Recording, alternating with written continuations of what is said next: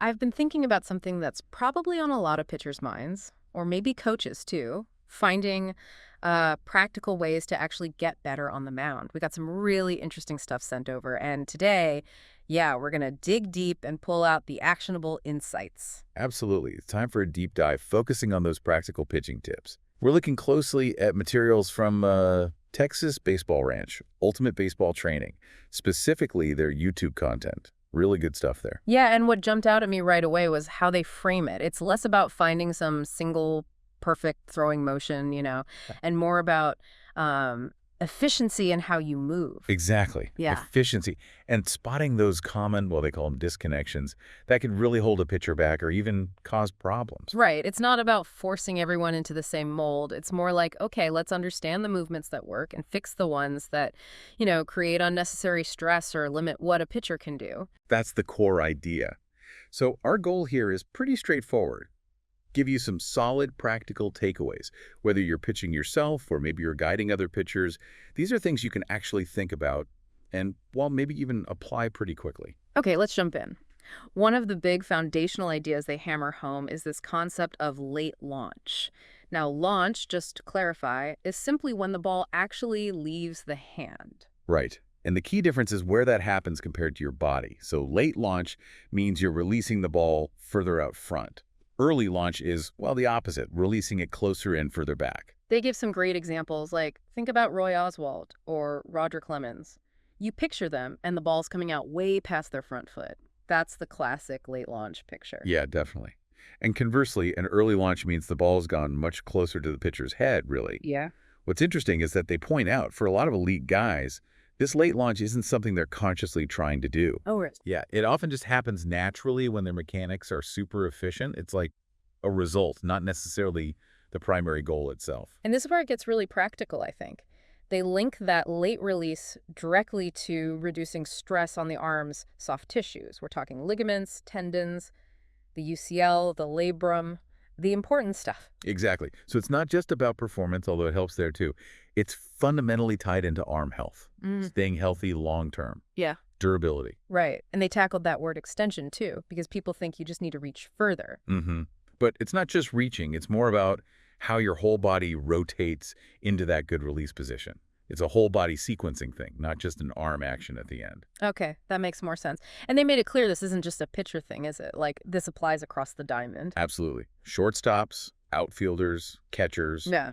anyone throwing a baseball. That early launch, that disconnected release, is often why you see those throws sail high or pull off to the side. Yeah, we've all seen those airmailed throws. Whether it's a quick flip or a long throw from the outfield, getting the body involved, rotating properly to achieve that later, more controlled release point leads to better accuracy and less arm strain. Simple as that, really. Okay, so late launch is good. We get that. Yeah. Health, performance. So what makes a pitcher launch early? That seems to lead right into their ideas about connection versus disconnection. Precisely. Connection is basically the body working as one smooth, coordinated unit during the throw. Think of it like everything syncing up perfectly in rotation. And disconnection is when parts start doing their own thing, like the arm working separately from the torso. That's exactly it. Yeah. And that's where the trouble starts, according to these sources. That independent movement apparently puts way more stress on the ligaments and tendons. Exponentially more, they said. And it often leads straight to that early, less efficient launch. And they showed visuals, right? Like comparing guys who pitched forever at a high level. Yeah, amazing visuals. Randy Johnson, Nolan Ryan, Clemens again, Greg Maddux. Guys with different styles, sure, but at that key moment, just before the arm whips through, when the body starts to rotate after foot plant, their positions look remarkably similar, connected. Like links in a chain, all working together. So a disconnection is like a broken link. Energy doesn't transfer right, and the release gets messed up. You got it. And this is where it gets really practical for listeners. They pinpoint 5 common upper body disconnections they see all the time. Knowing these is pretty critical if you want to improve mechanics. Okay, let's break these 5 down. First one, getting the arm across the acromial line. What does that mean in plain English? What does it look like? Okay, so picture your throwing arm swinging way back behind your body, so far back that it's almost disconnected from your torso's rotation. The acromion is that bony part on top of your shoulder blade. If the arm goes across that line, it means it's drifted too far back out of sync with your core. And the problem is timing. If the arm's way back there, it's hard to get it back into a good connected spot when your front foot hits the ground. That weight-bearing heel plant moment. Exactly. You're already disconnected before the main acceleration phase even starts. And the practical result, often it can lead to pain inside the elbow, the medial side, or maybe pain in the front of the shoulder because the energy isn't flowing efficiently. Makes sense. The stress has to go somewhere if the chain is broken.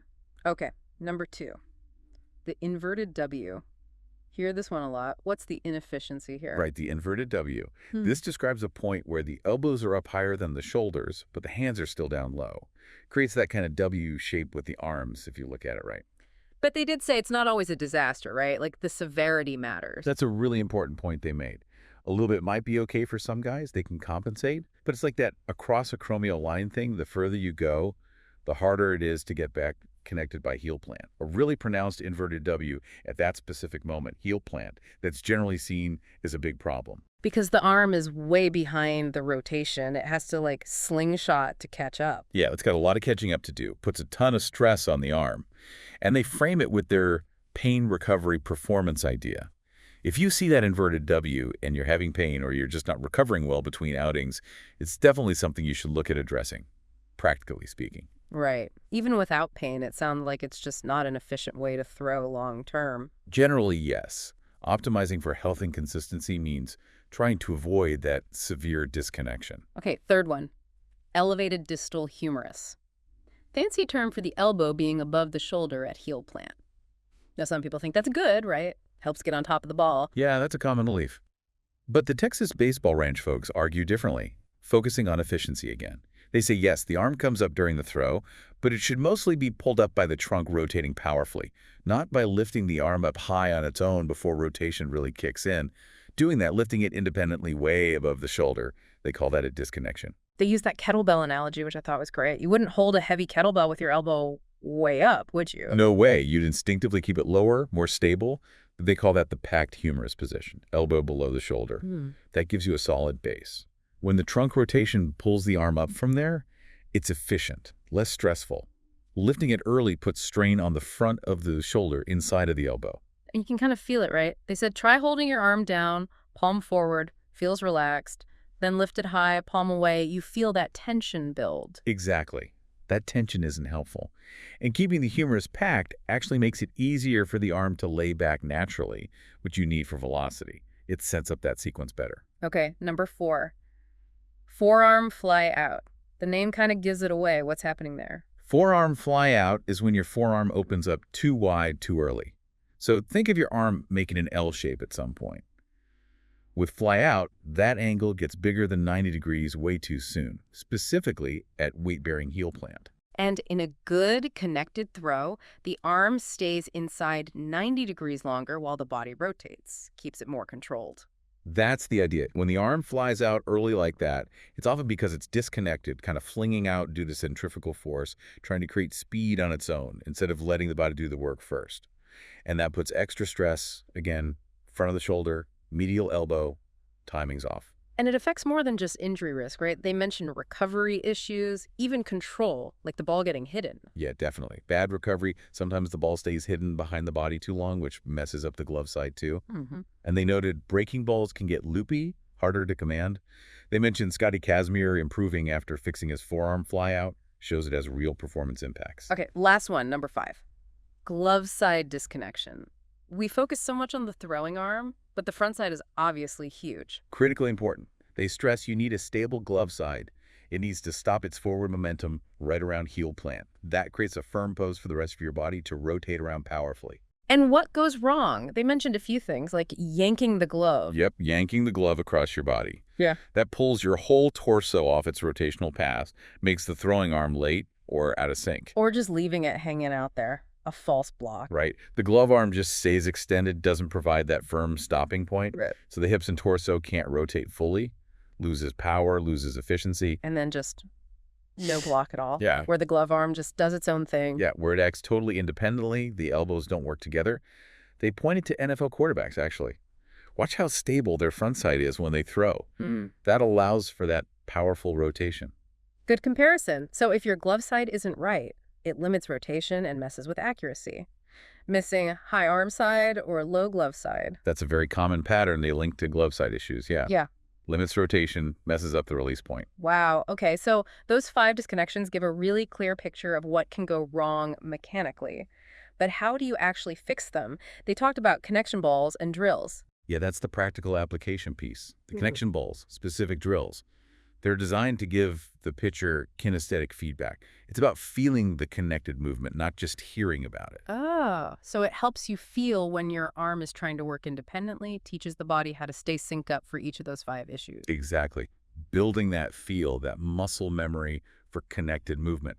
They mentioned Eric Bender, who's with the Cleveland Guardians now, as someone who really gets these principles and uses them effectively in coaching. That's a great endorsement. It really seems like they tie it all back to this idea of connection being the foundation, doesn't it? For health, durability, performance Yeah. across all throwing positions. Absolutely. Yeah. They kept showing those comparisons of successful long career pitchers and pointing out the similarities. Right. Elbow below shoulder and key times, that mirrored arm position at scap load. Scapulo, that's when the shoulder blade pulls back and the arm starts back. Right. And the arm staying inside 90 degrees longer, Mhm. a neutral ball position. Yeah. These things show up consistently in connected throwers.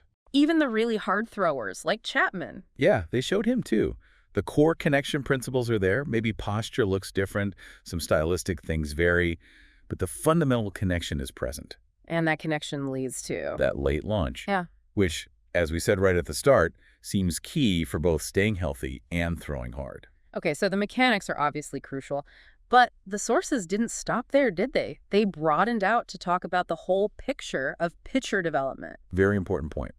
While mechanics are key, they stressed arm health has to be priority number one.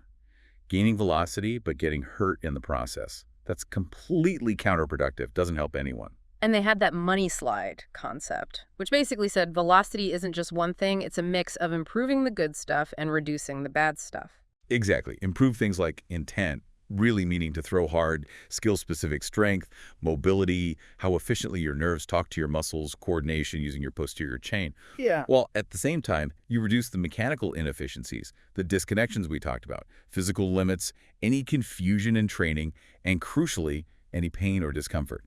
Do all that, and velocity tends to go up. That story about the Chicago visits was interesting too, how the biggest thing holding one pitcher back might be totally different for another guy. Yeah, it really highlights that it has to be individualized. You can't just apply a blanket program. Mhm. For one guy, it might be intent or tempo. For another, it's a specific mechanical flaw. For someone else, maybe it's a mobility restriction. It varies. And they pushed back on that mass equals gas idea for pitchers, didn't they? Just getting huge in the weight room isn't the answer. Definitely not. They used Kershaw, Verlander, as examples, not giants, but incredibly effective. It's about sport-specific strength, movement quality that relates directly to pitching, like how a lineman trains differently than a receiver in football.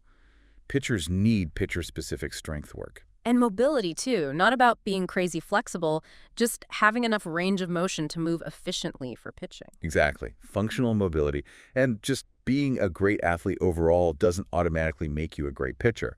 The marathon runner versus the sprinter analogy, right?